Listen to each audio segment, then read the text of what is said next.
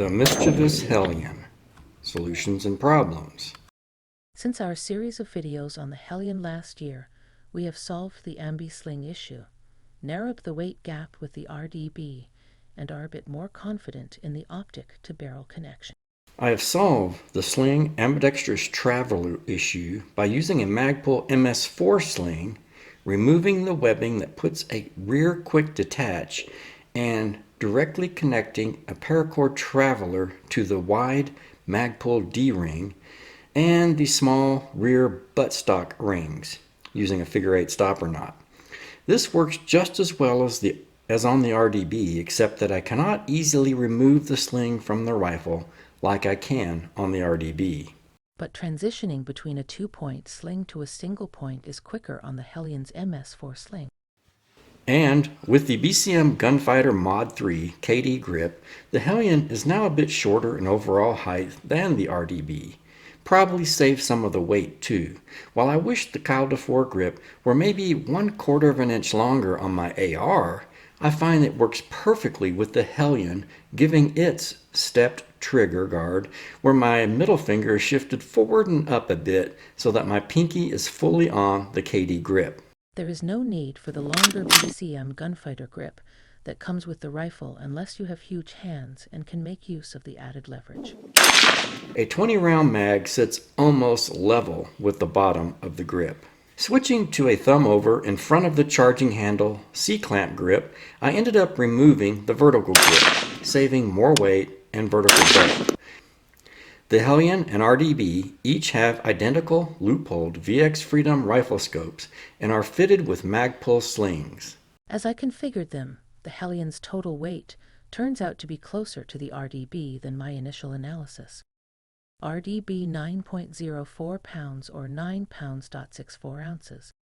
Hellion 9.2 pounds or 9 pounds 3.2 ounces. A difference of only 2.56 ounces, or about 6 rounds of 5.56. I have not yet experienced any issues with optic to barrel connections, something I hypothesized in last year's Hellion videos. That is because of the structural polymer between the optic rail and the barrel.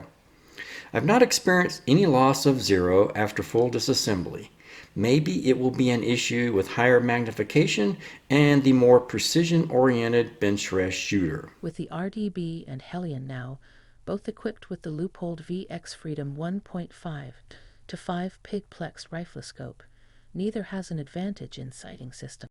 The Hellion only needs low rings to mount it correctly, whereas the RDB needs a mount that places the center of the optic 1 1/4 inches above the rail.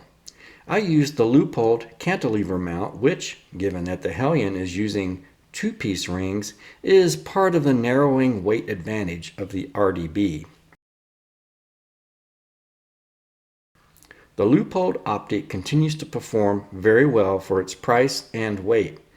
Maybe a bit more sensitive for eye alignment compared to the outstanding T31 ACOG mounted on my AR. Those $300 American-made Leupold riflescopes are a bargain. During my Hellion, RDB, and AR-15 shootout using Project Appleseed AQT targets, offhand, sitting, rapid fire prone, and slow fire prone, the Hellion did not fare too well. The RDB earned the top score of 225 with the AR-15 a 215. Both are rifleman scores, with the Hellion a distant third at 162. I normally shoot into the 230s with the AR, and it did shoot tighter groups than either of the bullpups, but one time those nice tight groups were nicely grouped out of the black. My last string of fire, and I had to pee. Interestingly, all three tied at 47 points in AQT Stage 3. I shot each stage half right hand and half left hand. Even though I was a tiny bit more consistent with the RDB, I think in a rematch I would do slightly better overall with the AR-15, especially on those tiny Stage 4 targets. Nonetheless, the RDB got its 225 without using a shooter's sling, while we made use of a hasty sling for support with the AR-15. I really was not very comfortable with the Hellion. I got smacked in the eye by the rear sight a couple of times, leading to some flinching. I tried experimenting with extending the buttstock and finally settled on a middle buttstock position with the rear sight popped up whenever shooting prone. In stage 2, sitting, I generally shoot from a squatting position when doing my AQTs since I regard it as the most versatile field position, almost as stable as prone, with the ability to move quickly. The AR and RDB tied at 45 points, with the Hellion struggling to get 37. Afterwards, I spent some time laser dry firing the Hellion, trying to work things out. And my son and I took it back out on a cold, snowy day to give the Hellion a second chance on the AQT, this time earning a 183. We both got tagged with the rear sight when shooting prone, which really brings you out of the rifleman bubble. We also experienced multiple malfunctions, 2 stovepipes and multiple issues going into battery, and the forward assist wasn't up to the task of forcing the cartridge into the chamber either. It's an ambi forward assist, but lacks the powerful ratcheting functionality of the AR-15. Shooting the Hellion offhand, my scores were good, 45 out of 50. Squatting, they were okay, 40 out of 50. Prone, my scores were poor. If I extend the buttstock out enough to eliminate getting tagged by the folded rear sight, I can barely reach the trigger, and it really disrupts my steady hold factors, that is, elbow placement. We were wearing bearskin tactical hoodies during the winter session, so it's not like we're in bulky winter gear. The Hellion's length of pull, fully extended, is 18 inches. That doesn't leave much bend in my elbow for creating a solid triangle of support. The malfunctions occurred with 5.56 ammo, 55 grain Hornady Frontier, and 72 grain ammo, all with the same extraction and ejection issues. Returning home, I disassembled the Hellion for a good cleaning. It is really surprising how little fouling there was. However, I noticed that the charging handle seemed to be a bit sluggish in its track, so I flushed it out, cleaned and lubed the assembly.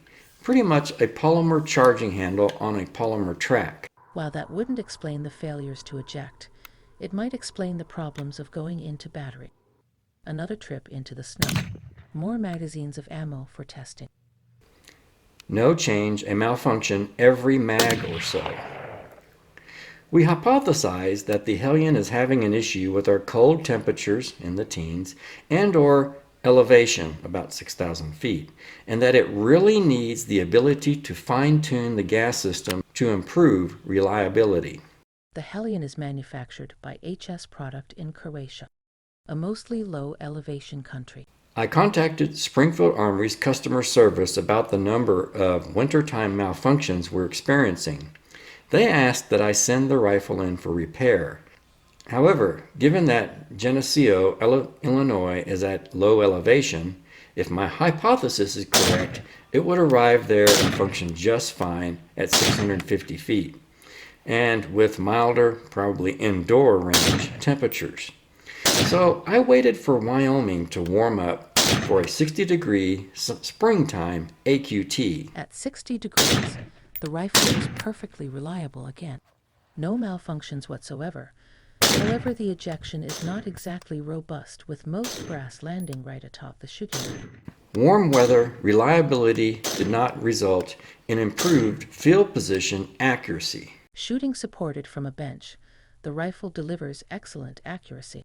But I find the Hellion a challenge to shoot well, prone, or squatting.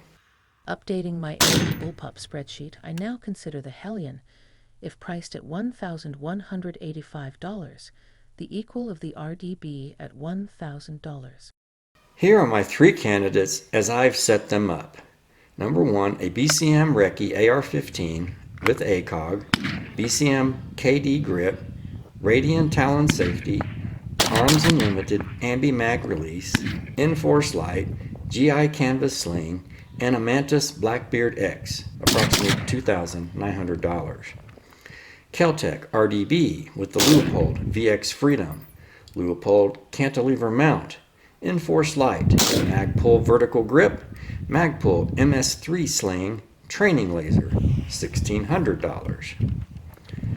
Springfield Armory Hellion, HS Product VHS2, Leupold VX Freedom, Leupold Aluminum Rings, Magpul MS4 Sling, BCM KD Grip Training Laser, $2,455.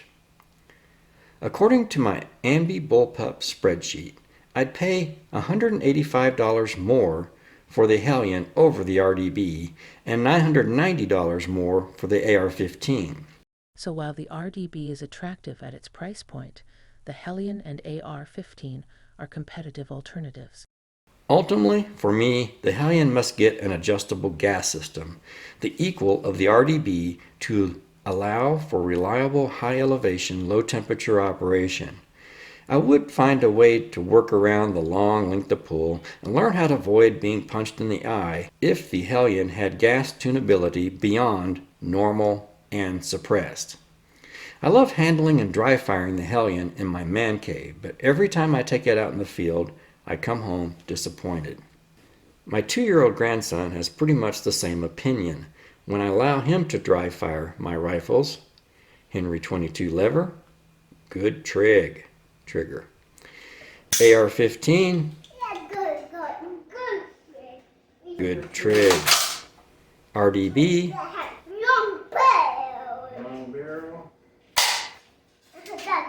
good trig. Hellion, he has to use 2 fingers to fire it. Bad trig. With an adjustable gas system, the Hellion would be much improved, and a better next-generation squad weapon than the SIG Spear. But lacking a gas system that can be dialed in for the environment, the Mischievous Hellion cannot be disciplined. It's Mark Laughlin speaking for the Ambidextrous Gunfighter. Please like, share, and subscribe. Thank you for watching.